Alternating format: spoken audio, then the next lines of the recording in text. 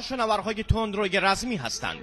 روزآمدترین و کارآمدترین شناورهای تازه‌ساز که امروز به ناوگان نیروی دریایی سپاه پاسداران انقلاب اسلامی تحویل شد.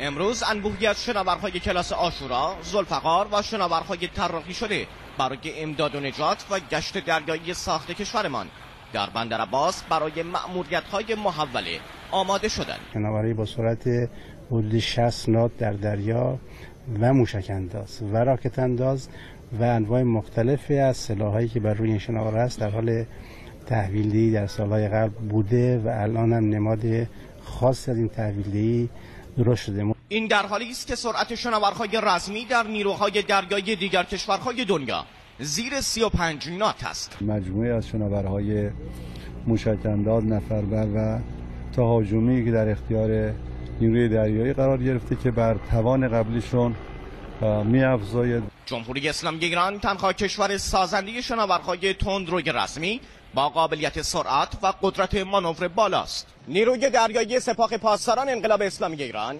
تنها نیروی دریایی جهان است که از شناورهای تندروی رزمی با 60 نات سرعت بهره می‌گیرد. خط تولید شناورهای تندروی رزمی با 80 نات سرعت هم از سال آینده راه اندازی می‌شود.